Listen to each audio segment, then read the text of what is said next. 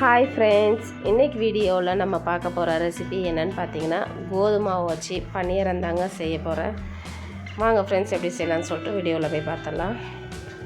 First இந்த recipe செய்யறதுக்கு 1 cup அளவுக்கு வெல்லம் எடுத்துருக்குறாங்க, அதை சேர்த்துக்கலாம். கூடவே தேவையான அளவுக்கு தண்ணி சேர்த்துட்டு கொதிக்க வச்சு காய்ச்சி எடுத்து வச்சுருக்குறேங்க. இந்த மாதிரி நான் ரெடி பண்ணி எடுத்து வச்சுருக்குறேன்.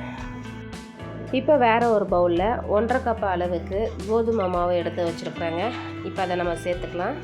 கூடவே டேஸ்ட்டுக்காக கொஞ்சமாக உப்பு சேர்த்துருக்குறாங்க. இப்போ ஒரு முட்டையை உடச்சி ஊற்றிருக்குறாங்க.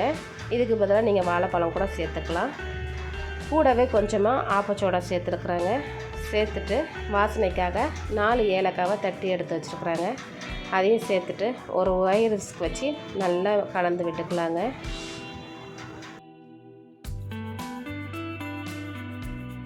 இந்த மாதிரி ஒயர் விஸ்க் வச்சு நல்லா மிக்ஸ் பண்ணதுக்கப்புறமா நம்ம காய்ச்சி ரெடி பண்ணி வச்சுருக்கிற வெள்ளைப்பாகை வடிகட்டிட்டு நம்ம சேர்த்துக்கலாங்க.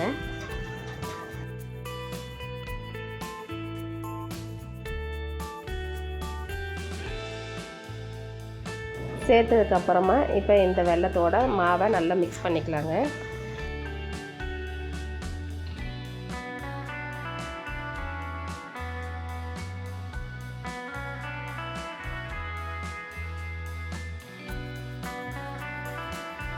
இப்போ மாவு வந்து ரொம்ப நல்லா திக்காக இருக்குது.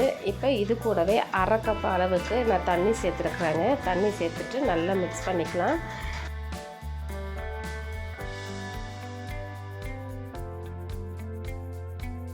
இடையில தண்ணி தேவைப்பட்டுச்சுன்னா மறுபடியும் ஒரு 1/2 கப்லேருந்து 1/4 கப் அளவுக்கு தண்ணி சேர்த்துட்டு நல்லா மிக்ஸ் பண்ணிவிட்டு இட்லி மாவு பதத்துக்கு நம்ம எடுத்து வச்சுட்டாலே கரெக்டாக இருக்குங்க. 2 ஸ்பூன் நெய்யில் கொஞ்சமாக தேங்காயை வறுத்துட்டு சேர்த்துருக்குறாங்க. இப்போ இதை நல்லா கலந்து விட்டு மிக்ஸ் பண்ணி எடுத்து வச்சுக்கலாம். இப்போ பணியார கல்லில் தேவையான அளவுக்கு எண்ணெயை ஊற்றி காய வச்சுருக்குறேங்க. இப்போ நம்ம ரெடி பண்ணி வச்சுருக்கிற மாவை ஒவ்வொரு குழிலையும் நம்ம சேர்த்துக்கலாம்.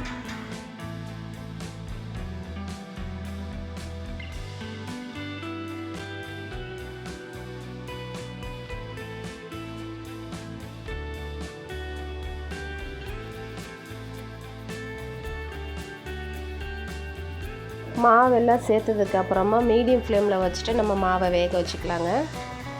இப்போ பாருங்கள், மாவு வந்து ஒரு பக்கமாக வெந்திருக்குது. இப்போ நம்ம திருப்பி போட்டுக்கலாம்.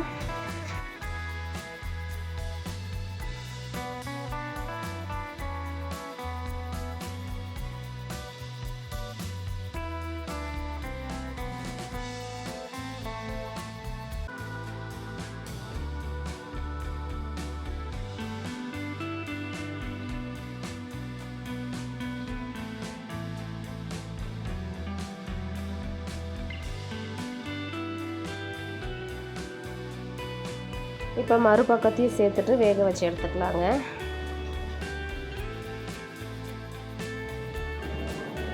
இப்போ பாருங்கள், மறுபக்கமும் ரெடி ஆகிடுச்சு.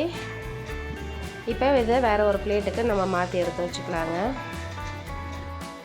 அவ்வளோதாங்க. இப்போ நம்ம ரெடி பண்ணி வச்சுருக்கிற கோதுமை பணியாரம் ரெடி ஆகிடுச்சு. இந்த வீடியோ உங்களுக்கு பிடிச்சிச்சுன்னா லைக் பண்ணிக்கோங்க, ஷேர் பண்ணிக்கோங்க. மறக்காமல் நம்ம சேனலை சப்ஸ்கிரைப் பண்ணிக்கோங்க. பக்கத்தில் இருக்க பெல் ஐக்கான் கிளிக் பண்ணிக்கோங்க. அப்போ தான் நான் போடுற வீடியோ எல்லாமே உங்களுக்கு நோட்டிஃபிகேஷனாக வந்து சேருங்க. ஓகே ஃப்ரெண்ட்ஸ், டாட்டா, பை பை.